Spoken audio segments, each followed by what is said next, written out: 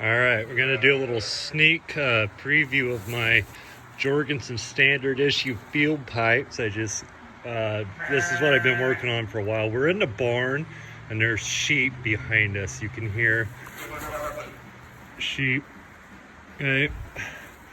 So they're gonna be distracting. But these are Jorgensen standard issue field pipes. Let's see if I can do this here.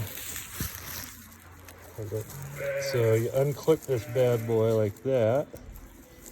That exposes the bowl. I gotta clean that bowl out. That still has wax in it from polishing. So that just kind of slides back, closes into place just like that. There's a little nipple right here, and that closes down, doesn't open. So if you're like carrying that bad boy loaded in your pocket, it's not gonna open up on you, okay? Now, I really like this one. It's freaking pretty, okay? So let's take a look at it. We're gonna open it. And then on the bottom here, we have a rare earth magnet and a hole that leads to that hole. And so, take our pipe apart. We're gonna push our pinky in there, take out the dog bone. All right, that's dog bone, another rare earth magnet. Look at that, they click together. And this is the inside. And again, I meant to, that one just didn't get clean. I knew there was one and I just happened to pick it. So the dog bone kind of sits on this edge right here. And then this is all open. And actually right in here, we put a screen, and I'll show you how this is all gonna go together, and this travels. And what happens is the bottom of that fits right in like that, okay? And the dog bone kind of holds that all together. The dog bone kind of comes up like this, and so that fits in. And when you put a screen on this back side, take our screen and get one separated.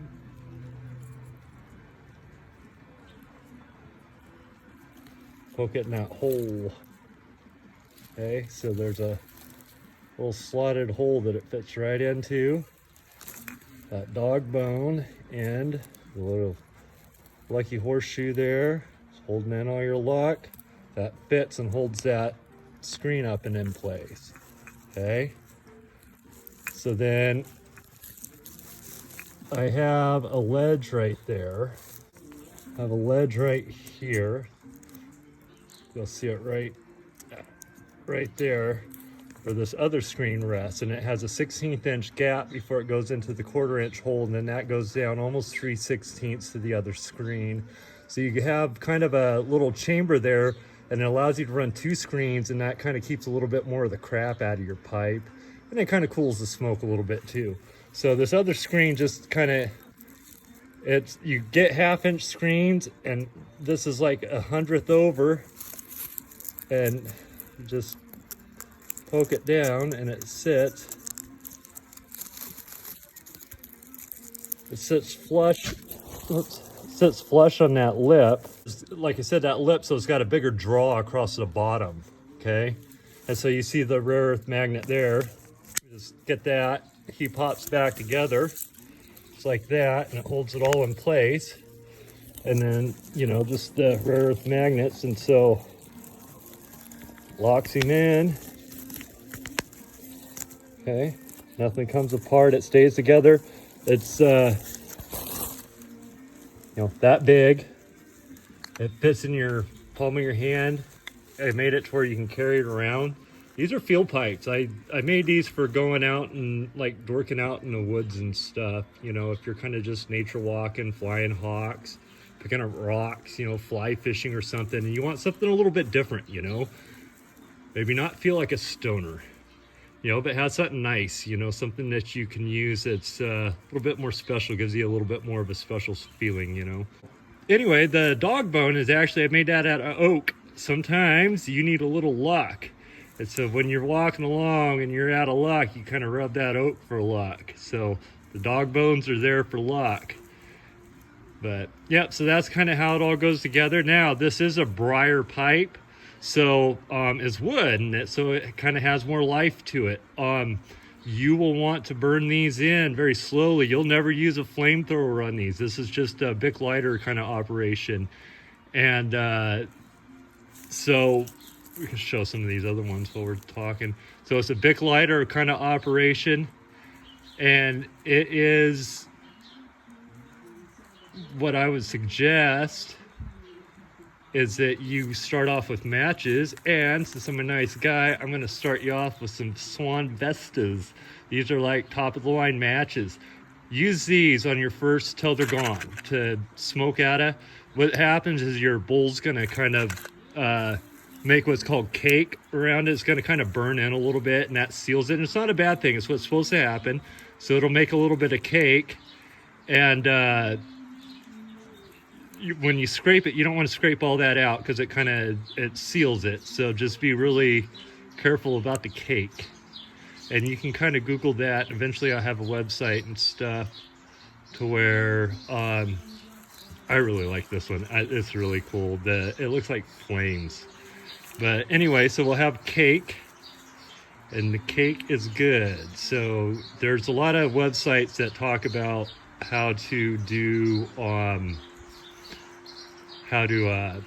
take care of smoking pipes, like tobacco pipes. So, look at those, and you can do that one-handed like that.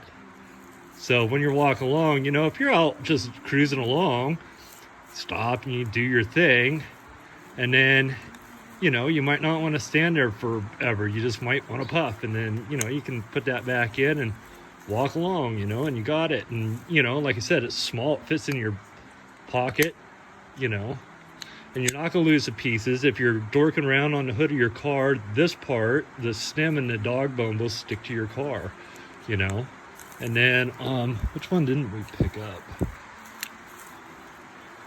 Did we look at that one? This looks pretty cool. I like how the top is. It's really kind of bitchin'. But yeah, so, and a couple of them have a little character marks here, little notches.